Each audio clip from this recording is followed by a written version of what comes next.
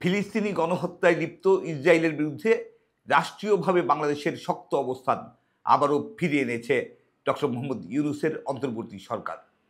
বাংলাদেশি পাসপোর্টে আবার পুনর্বহাল করা হয়েছে ইসরায়েল ব্যতীত শর্তটি, অর্থাৎ বাংলাদেশি পাসপোর্ট নিয়ে পৃথিবীর সব দেশে ভ্রমণ করা যাবে, শুধু ইসরায়েল ছাড়া।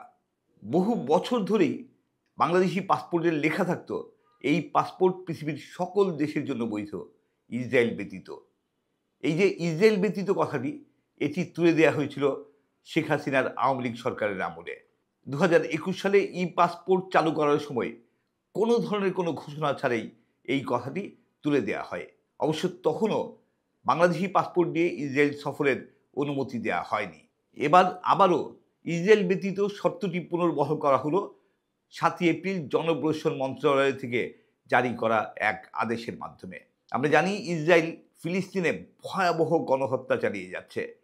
2023 সালের 7 অক্টোবরের পর থেকেই তারা ফিলিস্তিনে 50,000-এর বেশি নাগরিককে নির্মমভাবে হত্যা করেছে।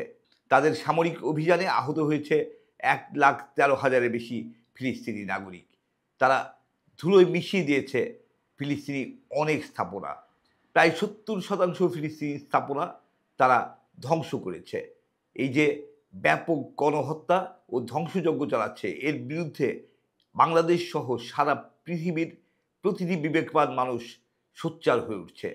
আন্তর্জাতিক অপরাধ আদালত ইসরায়েলের প্রধানমন্ত্রী বেনিয়ামিন নেতানিয়াহুর বিরুদ্ধে গ্রেফতারি পরোয়ানাও জারি করেছে, কিন্তু কোনোভাবেই ইসরায়েলকে দমিয়ে রাখা যাচ্ছে না গণহত্যা এবং ধ্বংসযজ্ঞ থেকে।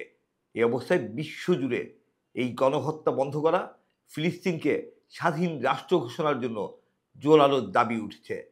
এই দাবির সাথে পুরোপুরি একাত্ম বাংলাদেশের মানুষ, বাংলাদেশের সরকার।